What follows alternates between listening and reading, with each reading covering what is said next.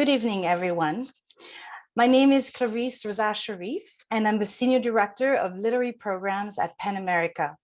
It's my pleasure to welcome you to this evening conversation, a joint presentation by the New York Public Libraries live from NYPL and PEN America.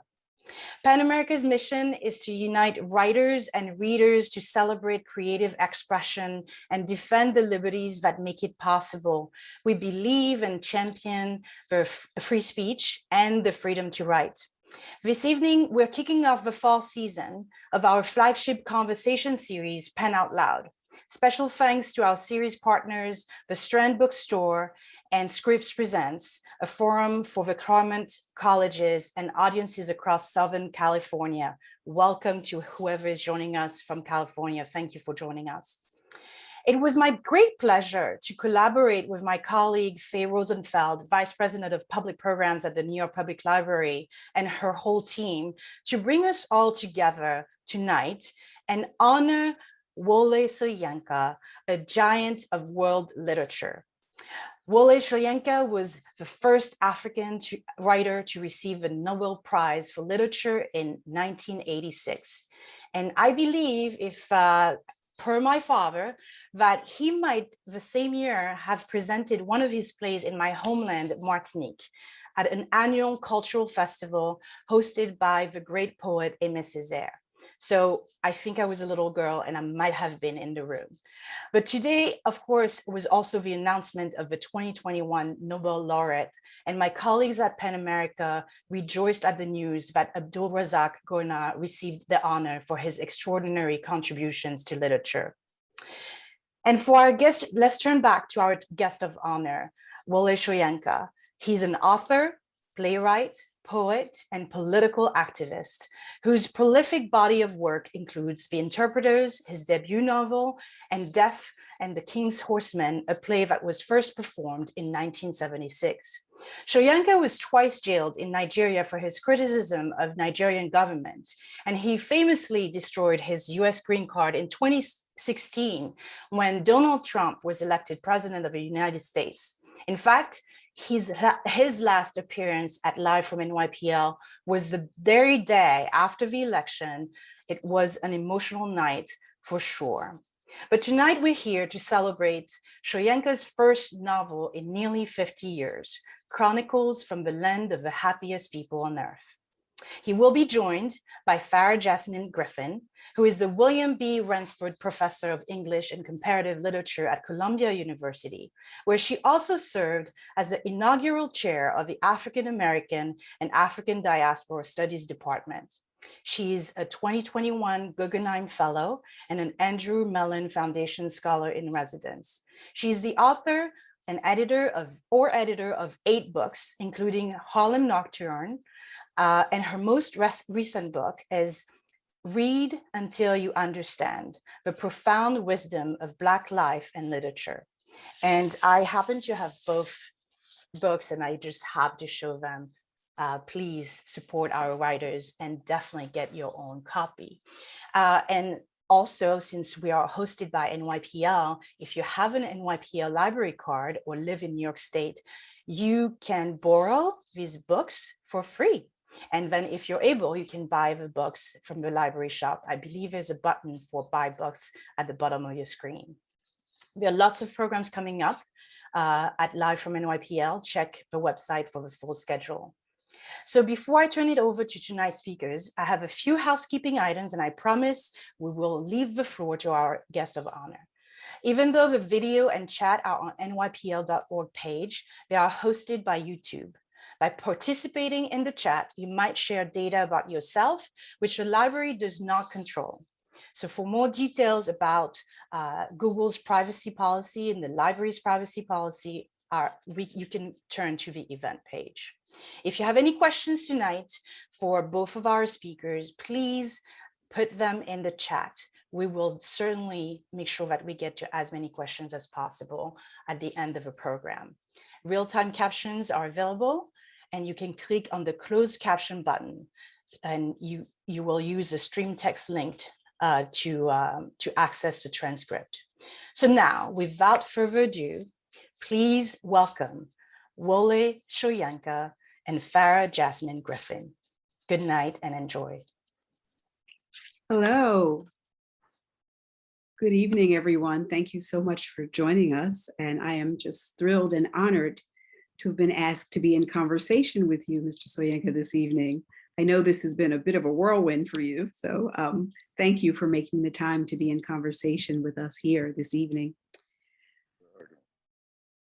Earlier today, as Clarice mentioned, we learned that Abdul Razak Gurnah won this year's Nobel Prize in Literature, making him the first African writer to win the award in more than a decade. It's been close to 35 years since you won, becoming the first writer from the African continent to win the award. I was wondering if you had anything you'd like to say on this occasion of his being our most recent Nobel laureate. Well, for me, the Nobel, literary Nobel, has merely returned home.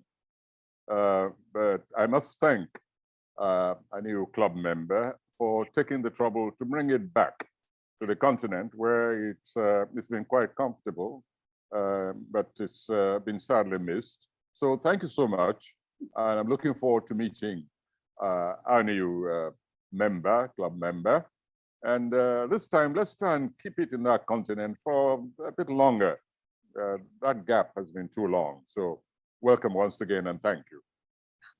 That's so gracious. Yes, maybe we can talk about some, the extraordinary writing that's going on, that's coming out of the continent, that will help ensure that the Nobel stays there.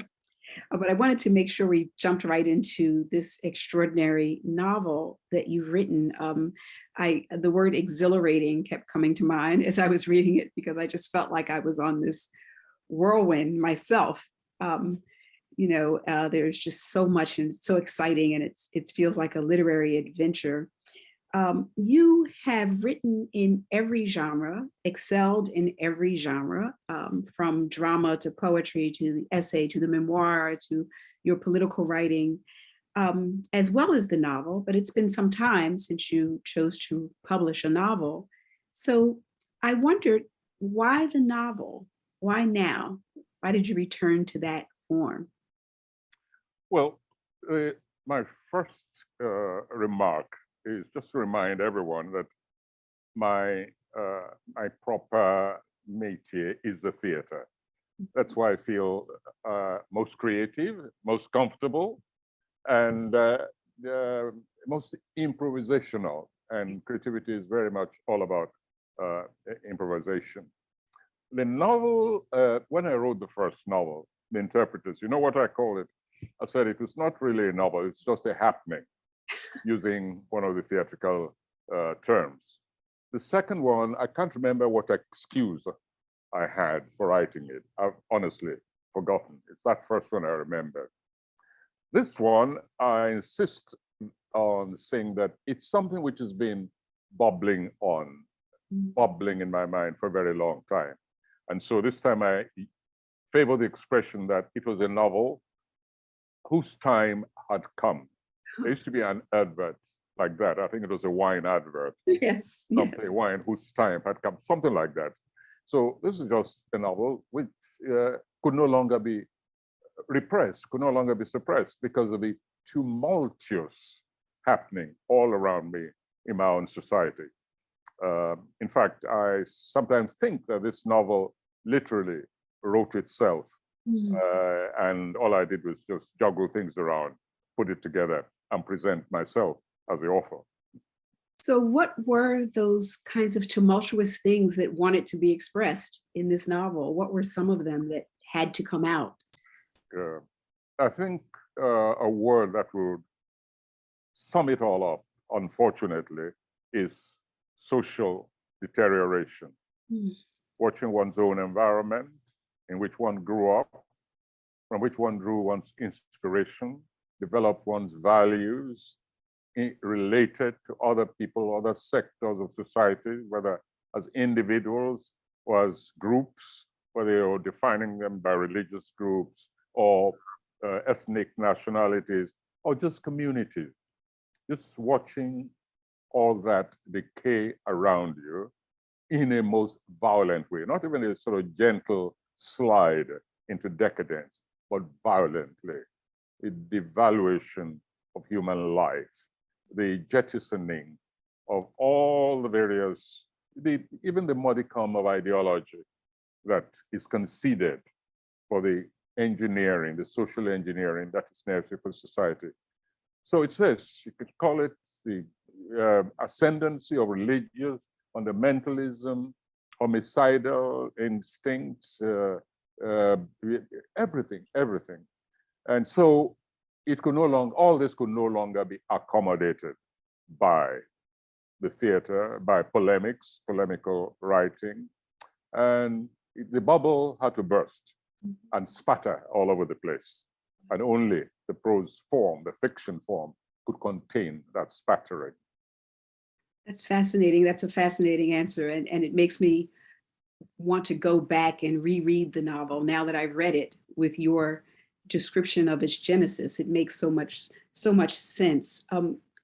Following a little on what you said, and without giving away too much of the novel, because I want to leave some mystery there.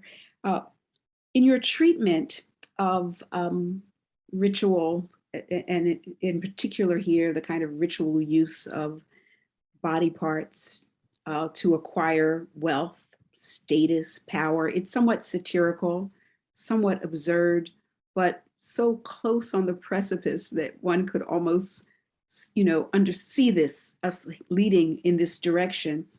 I wondered if you might say something about the connections that you draw, and the novel is expansive enough to allow you to do this, between a kind of political corruption, a kind of you almost have a kind of religious spiritual industry. It's not just fundamentalism, but it's almost an industry that seems to be related to what you're saying about corruption, and then about the combination of those two things, what those two things, how they contribute to this decay. I think there's a line in the novel where you say it's almost something at the soul, the very soul. So was there this effort to bring together that relationship between corruption, this kind of rise in fundamentalism, which is the object of satire here, and that decay of the spirit or of the soul? Well, one could, first of all, one could go into causes, probable causes, because there's so many, one doesn't know which one is dominant. But I think the United States will find, American readers will find a familiar chord in what that novel depicts. Because there's a country that very nearly lost her soul, a soul that she had scrambled after centuries of moral corruption. And by that I mean a failure to come to terms to sections of its own community, to admit, accept, and relate to that community in an egalitarian way, in a way which in fact tries to obviate the pains of history. I'm talking about racism in the United States. I'm talking about the lowering of the value of the African American and some other minorities, because it's not just African Americans. All of that, which has been accentuated by, I think, a misplaced confidence in the nation's own integrity, which has always been a collective case for questioning. Mm-hmm. You had an instance where, I don't want, I'm sure I maybe jumping the gun, it all sort of burst out in the movement, which is now universally known, Black Lives Matter. Mm-hmm. So American society has always been a contradiction, an internal contradiction within its own borders. The same thing we are experiencing in Nigeria today. We can pinpoint certain issues in Nigeria, the sudden access of wealth. We can pinpoint a civil war that is quite avoidable, the marginalization of groups within the entity, the national entity. We can pinpoint the permissiveness that allowed even a valuable, whether I'm not a religious person, I'm spiritual, I think, but religion itself has a value. And you watch it debased in our society and certain other parts of Africa, but the same way as it's been commercialized and debased in the American continent. You have the glut of wealth, which is not properly distributed, which is not justly distributed. So all these various contradictions continue to devalue human life, the human component that makes any community, any society, any nation, any so-called nation. I find so many parallels between the negativities of both societies. And that's why I think it'll strike, that novel will strike a chord among Americans, white or black, or indeed any nationality. No, absolutely. I mean, you actually did precede my next question, not even a question, but an observation. And that was that though this is set in a fictional nation, African nation that, has resemblances to Nigeria, that as an American reading it, I saw so much of this nation in what you were describing. At the level of corruption, at the level of the corruption of religion, the relationship between certain forms of fundamentalist religion and the rise of an authoritarian leader, the lack of value of Black lives, but as you say, not just Black lives, that Black peoples in this country are the canaries in the coal mine. And so I do think that this book will resonate with readers, both in the United States, but I think in all the Western democracies who certainly see their own societies undergoing very, very similar things. And so one of the things that I was going to ask you is, right now, there is rightly a sort of celebration and just excitement about the release of this novel, about hearing from one of our most revered writers. What do you anticipate will be the reception of the novel as time wears on, both outside of Nigeria and within Nigeria? Do you see those receptions as being similar or different? But what do you anticipate the reception to be? Well, the first confession, which is a reality, is that I think of all my works, this is the one which I have very consciously and perhaps even savagely, almost vengefully directed at my own society. And the proof is this.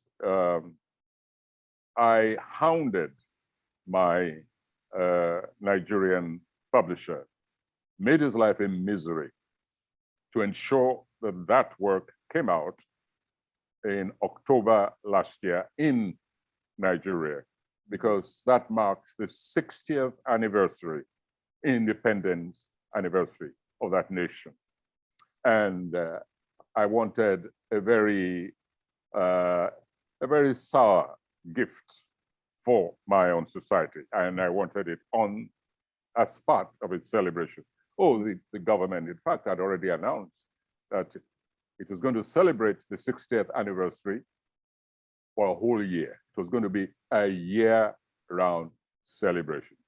And I said, I must make sure that that book is celebrated together with everything else, if they found it worth celebrating. And so we managed to get it out, just the Nigerian edition, in time. And guess what happened? What happened? All right. I've already given it away, actually. But the book, fortunately, was just coming out by the time the government made its announcement that it was going to prove to the world that we were the happiest people on earth by celebrating for 1 year, for a whole year. I think that scheme was scuttled. And I have a feeling It's part of the arrogance of we writers. I have a feeling that the appearance of that novel at that time may have had a little bit to do with it. And another reason is this, you're talking about the reception within Nigeria. Do you know that it's Nigerian politicians who were the most fervid patrons of that work when it came out? Some of them even attended the launching in Abuja, the capital of the nation. They were among the audience. Some of them even asked questions. One of them, who recognized that he could have been one of the models, actually came, on which the character was based, actually came to the podium to ask further questions. And I said to him, I hope you realize that I have to thank you for providing the basis of this particular character. He said, oh, I know. And we went on discussing. And that's actually surprising, well, not too surprisingly, has been the reception within Nigeria, across, of course, more than just the politicians. And outside, I know that Nigerians were scrabbling to order their copies from Nigeria, since it was not published outside as yet. Right. So I believe that even mere curiosity, in addition to self-recognition, is making this book quite acceptable, at least intriguing, right, to my compatriots. Thank goodness for that. Thank goodness for that. But there's also there's also perhaps just the excitement of seeing oneself in a Soyinka novel, no matter how much you might be satirized. We are very vain people. So as long as we are talked about and we are presented publicly, one way or the other, I think we have a way of riding even the negatives. And that has been our problem all these years. In what way? Oh, that's the exhibitionism, ostentation, love of titles, recognition, deserved or undeserved, no matter what you've done. Yeah. Taking chieftaincy titles after you've been exposed as being a robber, a white-collar robber, a political robber, after you've been exposed in a way that will make many people just hide themselves, and just move out of public life. In our own case, such villains, they just go to their villages, take chieftaincy titles, and come out again and start manipulating themselves back into the positions from which they were disgraced. You see, it's all this which just made it impossible for me to use the medium of plays, poetry, however sarcastic, and anymore. It just was too overwhelming. Well, the novel gives you, it's capacious enough so that some of the greatest points of satire and humor in the book are even around titles and how people get titles and how they choose to title themselves. I'm thinking in particular of the character Papa Davina, inspired by Father Divine. So in a moment of diasporic connection. Well, I'm very glad, that people, interlocutors, bring this humor, however dark, up from time to time, because I didn't want to create a totally bleak picture. I caution myself from time to time, don't lose your sense of humor. Lighten it up a bit. And also make sure that we do not lose sight of the positives in that society as represented by some of the characters there. And even for some of the villains who may be presented as being not altogether satanic, but redeemable. So I had all the time in the world when I finally got working on it. And by that, I mean, I was locked down. The final spurt, the major work took place during the lockdown when I was totally isolated, just me and my characters. And I was able to do with them what I wanted while they did their best to drive me insane, just from immersing myself in their shenanigans. So it was quite it's a long party. They're a fascinating group who came to you during the COVID pandemic. Indeed, they're absolutely fascinating. It's interesting because there is so much humor, and the humor, though, is allows for the most kind of biting critique. At the very moments of some of the greatest humor is the most biting critique. And there's also this, on the one hand, one of the things that is up for satire is this notion of the happiest place on earth. And I kept thinking about the very word happy or happiness, you know, in the American Declaration of Independence, the pursuit of happiness. Americans were promised the pursuit of happiness. And the very pursuit of happiness is such a problem here. But the relationship between happiness and humor in this novel, I found fascinating, because humor is absolutely necessary and most enlightening throughout the text. So thank you for the humor. Thank you. That's how one survives in that place. In fact, I remember one journalist wrote a small book at the time. You've got to cry to laugh, or was it? Yeah, you've got to cry to laugh. It was a famous journalist who, I'm afraid, and he used to be a very progressive one, but he also joined in the end. The society seized him, captured him, and there he was on the side of one of the most villainous, thieving, murderers, torturing dictators that we ever had in that country. So it's that merry-go-round which creates works like that. That's why I keep saying it wrote itself. There been a lot of profiles that have been written about you, articles or discussions. The writers will make a distinction between the activist and the writer. They will say there's Soyinka the activist and Soyinka the writer, and often present them as almost being warring. I've never felt that. And I wondered what you thought the relationship is between yourself as activist and yourself as writer. Probably summed up by a love-hate relationship, which is perhaps why some people from time to time actually do detect two parts of the same entity. Because I'll be honest with you, I try to be anyway. There's a part of me which hates my compulsion towards activism. I've used expression before that I really am a gluttony. I'm a glutton, I beg your pardon, for tranquility. That is the truth. And yet I keep getting myself into these activist roles.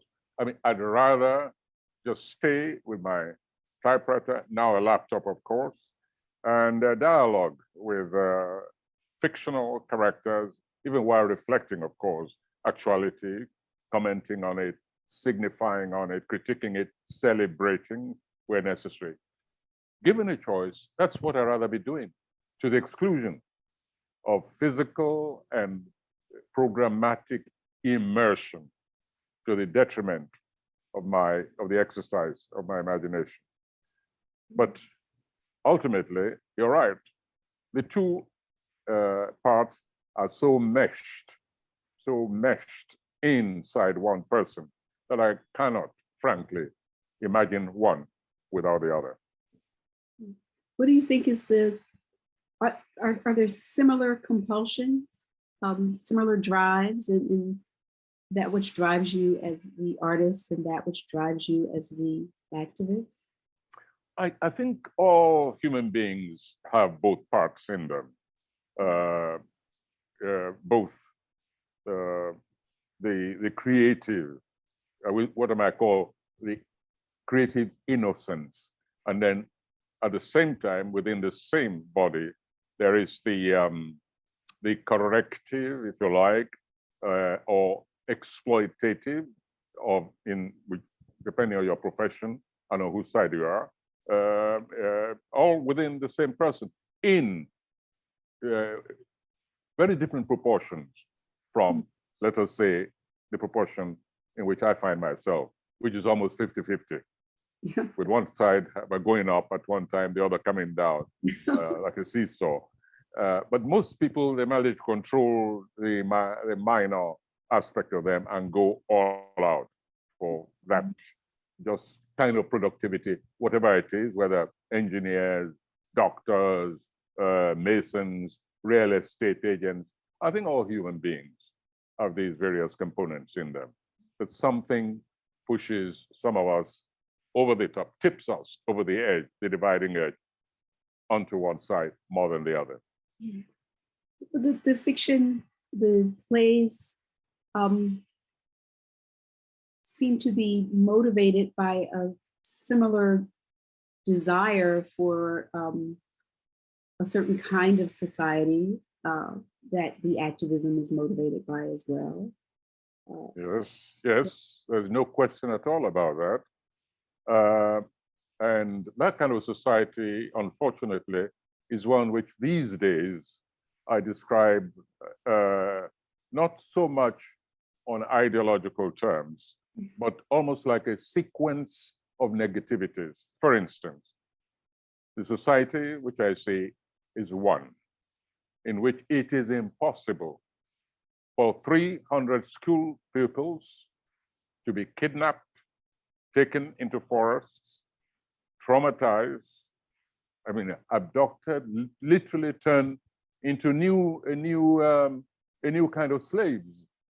Since what the kidnappers do is raid schools where we have sent our children to learn.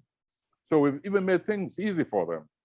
They don't now have to go out and raid villages and capture slaves. No, the slaves are all there in schools, ready to be abducted. And then their parents and institutions and governments have to go and bargain for them and buy them from slave markets inside forests. Now, that's the kind of society which I do not envisage.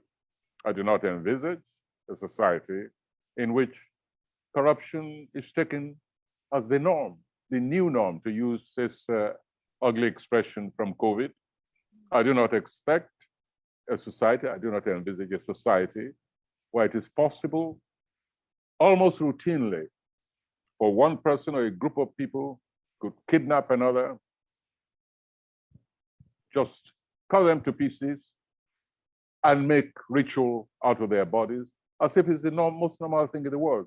Now, all this was not so when I was growing up. So obviously, the opposite is possible.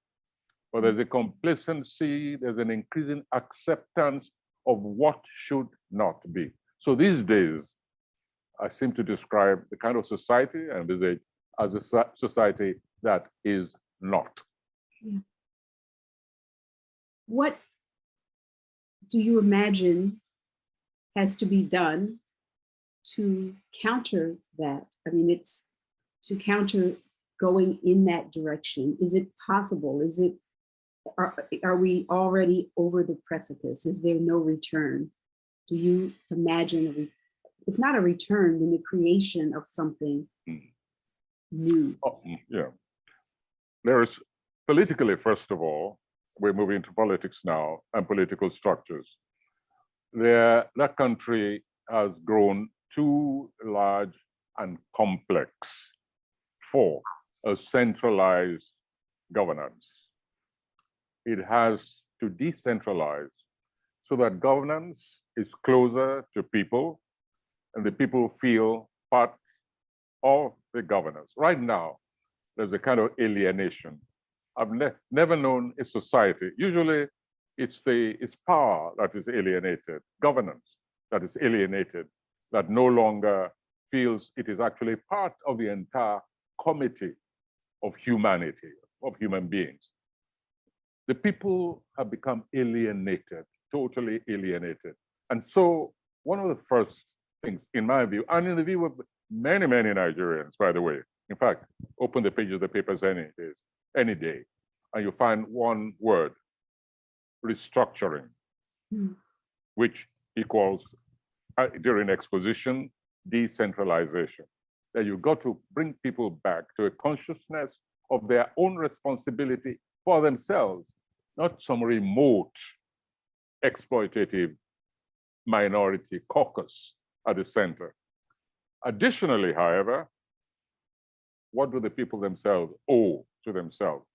I think we need a series of Indaba, a series of community conferences made up of psychologists, the religious people, the genuine article, not the papadavinas, historians, mythologists, even sociologists, economists, a continuing, not just meet once, go away, write papers, present papers, put all those papers away and forget it until some crisis begins.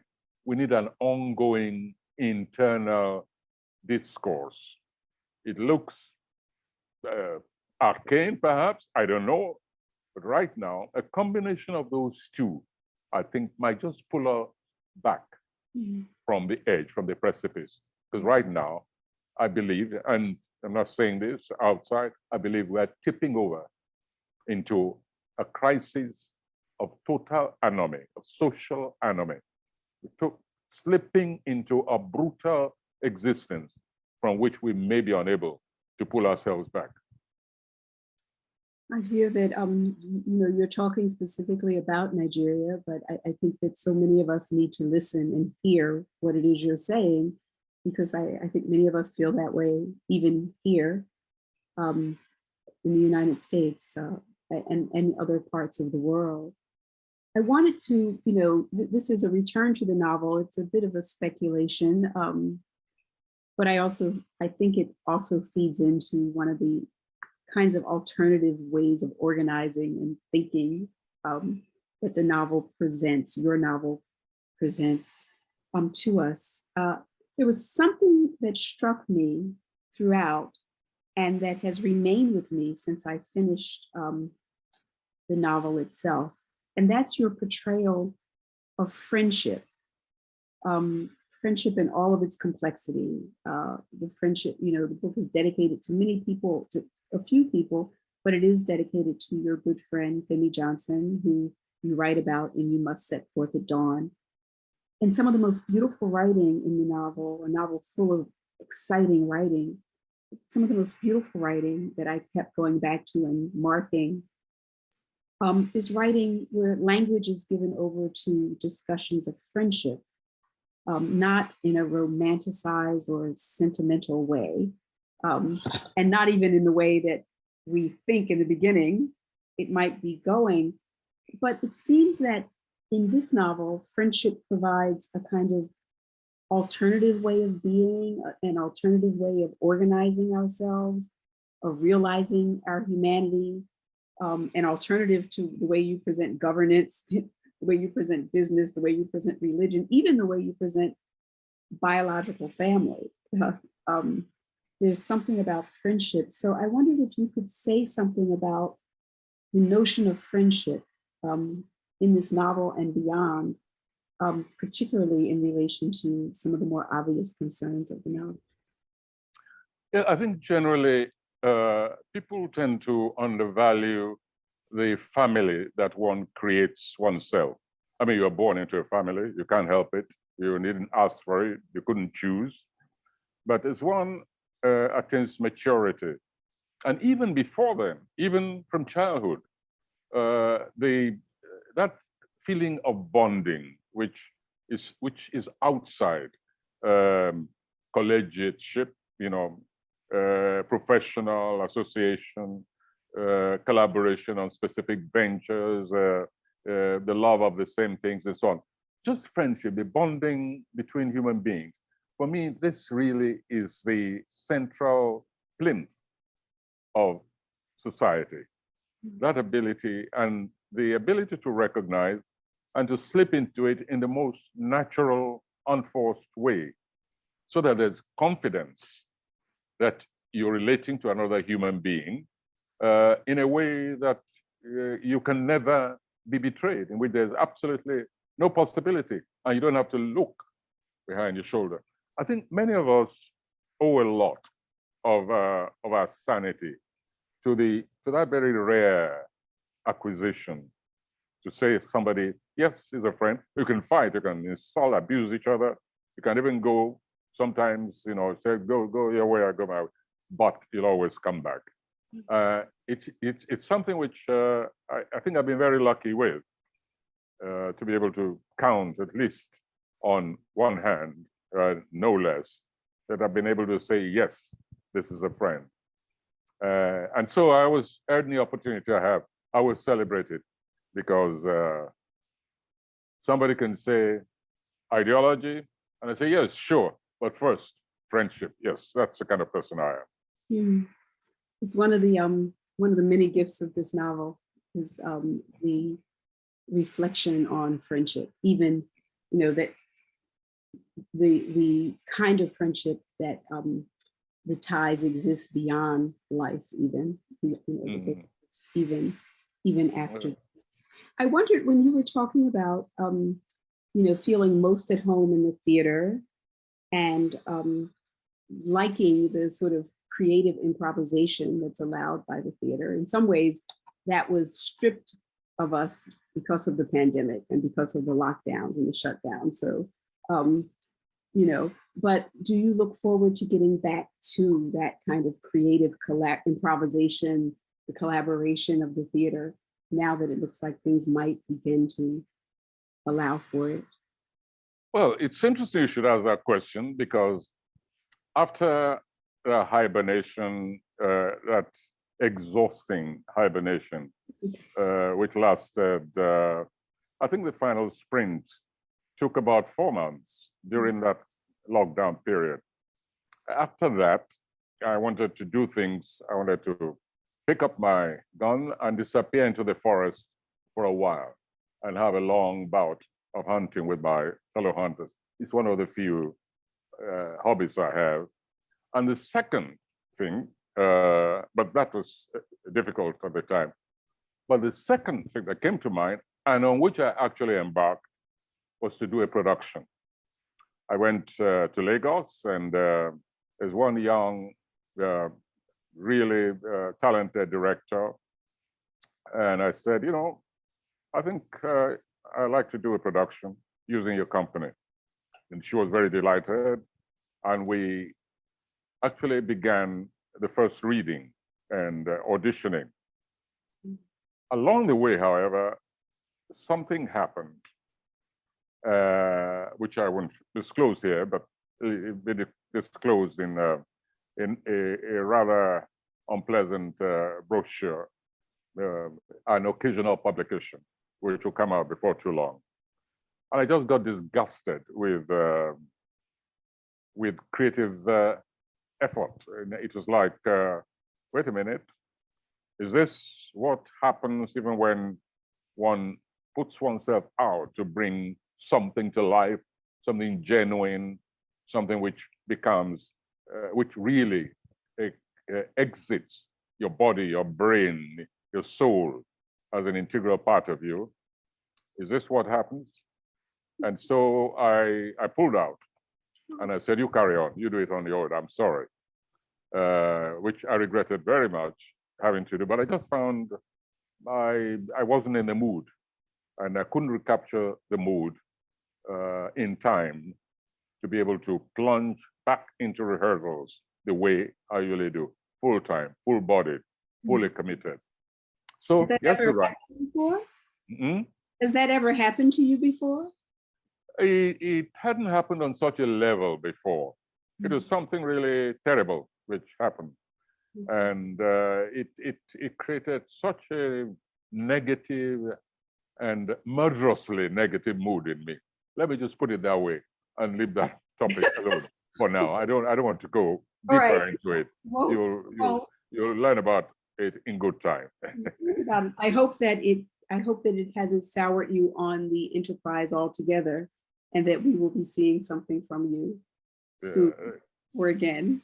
Yes, well, I'll look forward to it, because I always itch, especially if I walk past the theater or I go and see a play. My fingertips start tingling. Then that means you must be doing it, that you should be doing it. Yes. I think that it's time for us to turn over to Q&A.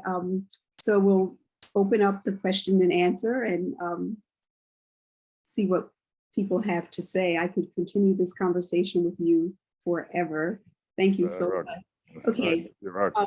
So it says, what was your favorite book to read in the last year?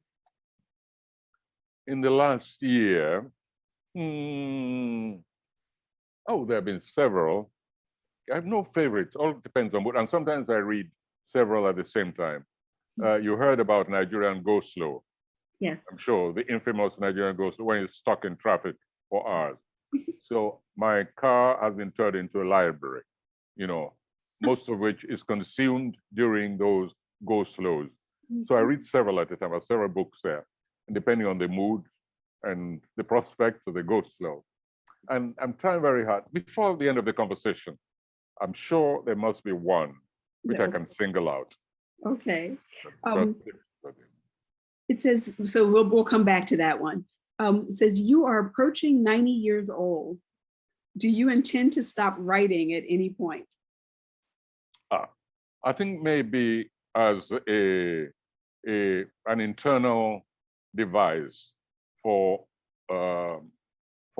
temporarily escaping that question. I suddenly remembered one of the favorite books in the last year, which I have enjoyed enormously.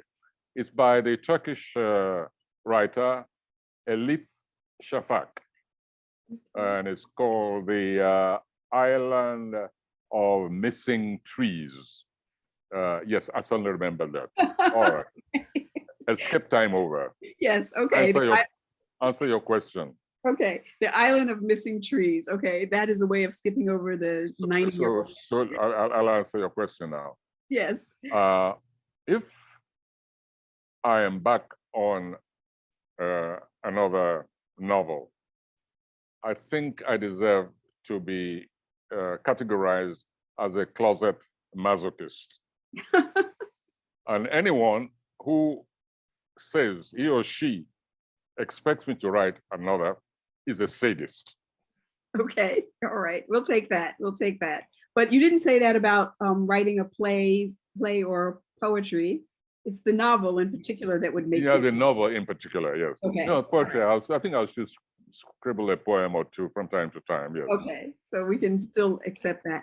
And then someone says, can you describe your reading diet? I'm not sure I know what that one means, but describe your reading diet. I think you did. You said you read several books at a time. You're reading several books at a time. My reading style. Yeah. It's mood. It's dictated entirely by mood. But of course, there are some works in which once you begin, you want to finish it. Then there are others in which you want to you select those books and you like you like them beside you, around you, because circumstances do not allow you during that period to begin and run a read continuously. So there are certain books which permit you, in which continuity is not lost, in which you can actually take it by section and even decide, I want to stop now.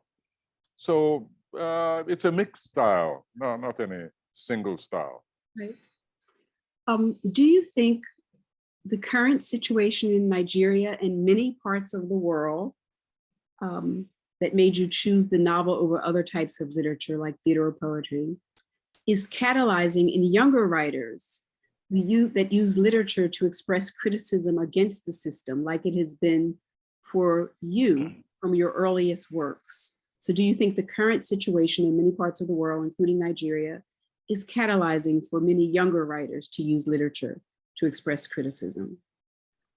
Yes, and don't forget that we're not talking of the full-length novel alone. The short stories also, pithy, short stories, we just take little vignettes of reality, whether positive or negative, in which you can just contract what might otherwise be a large statement into a cogent piece of prose. So the choice is always there, the choice. Someone asked about your next project.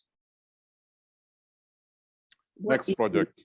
Yes. You know what my next project would be, if only I were a little bit younger. I would take up architecture and or music. Oh, that's fascinating. That's fascinating. And why? Are those are interests? Well, it's the two disciplines in the humanities in which I've always been interested. Sometimes I describe myself as a frustrated musician, other times as a frustrated architect. It's only those two disciplines. Oh, the third one I've forgotten. In recent times, since space exploration began, I describe myself as a frustrated astronaut. Okay, so you know you're going to have to explain those three frustrations. What is it about space travel that that you find interesting or desirous? I have no idea. All I know is I haven't set my alarm to watch space launches, and I follow the process of all the various terrestrial bodies hopping all over those planets, several light years away. I know the Explorer, Curiosity, Surgeon. I even wrote a long poem called sort of tongue-in-cheek poem called Space Odyssey. I wrote that after I managed to wangle a ticket and experience weightlessness in San Francisco at NASA. Oh, and it was donated by a certain organization. And I made sure I was fit and ready, and I couldn't wait to experience zero gravity, then moon gravity, the lunar gravity, and then there was Martian gravity. You should try sometime. It's a sublime experience. So don't ask me how I drifted into that, but that's the way it happened. Well, then might you join one of these billionaires on one of their flights? I sent a copy of that poem to one of these moguls who's shooting people into space, and told them that if they think they can use an octogenarian who will come back and write about it for them, they should let me know that I go into training anytime. I'm ready. So I'm saying it again. You're saying it publicly. You're saying publicly now. I'm ready anytime. It's out there. Okay. Here's another question. You mentioned earlier that there are always two parts in people. This is when we were talking about the activist and the writer, the compulsion to activism and to writing. So this question is, can you elaborate more on what you mean by that? On there are always two parts in people. All right. Let's take, for instance, this disaster, this catastrophe I spoke about, which agitated me, still agitates me till today. And that is the kidnapping of the Chibok school pupils, a feat, a crime that has been repeated again and again with other schools, the youth. And I wrote a long poem, which I titled A Humanist Ode to Chibok and Leah. Leah was this girl who was among the kidnapped in another school, Leah Sharibu. This girl, when it was time for them to be released, the negotiations had gone on, and the kidnappers, these fundamentalists, about to release them, they were all told they had to convert, even after they collected ransom. And one girl said, no, I cannot convert. This piece of heroism so moved me, in addition, of course, to the rage, the anger, that these children, these youths have been put through such horrible phase of existence. So I wrote this long poem, which has been published. At the same time, however, I ensured that in my state and some surrounding states, that we took practical measures. As a citizen, before I'm anything else, I'm a citizen. I'm just a human being like any other. That we now took certain proactive steps to ensure that this abomination was not inflicted on us. So that's activism. But it's just two coins, two sides of the same coin, I beg your pardon. It just to say, for me, both things come from the same impulse. Now, the difference, what I was trying to explain earlier, is that some people, they can sublimate their anguish, their anger through one or the other. And that offers sufficient release.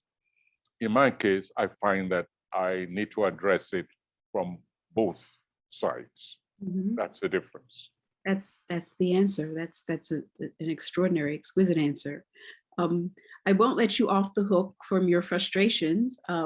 And going back to being the frustrated musician, you have a beautiful character in this book who has diverse taste in music, Mhm. and and a real relationship to various forms of music.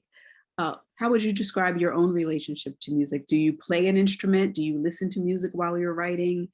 Do you have a preferred genre, form? My relation to music is actually almost, that word again. Okay, a masochistic one. The reason is this, that I find, and that's been going on over years, that I compel myself not to listen to the kind of music that affects me most, because I will find it. I know what effect music has on me. Music is a great tempter, at least the kind of music which I love. Folk music, jazz of all kinds, classical symphonies, and original compositions by new, young composers. And I find when I listen to that kind of music, reality sort of rebukes itself and rebukes me. And one sinks into a kind of spiritual lethargy, which can absolutely take you away from actuality. So that's why I say I find it punitive. So over the past so many decades, when I'm writing, I no longer listen to music. Before, I used to. At the end of it, I don't want to do anything else but continue writing and listening to music. So I had to take a decision, frankly, and reduce my music consummation to an absolute minimum.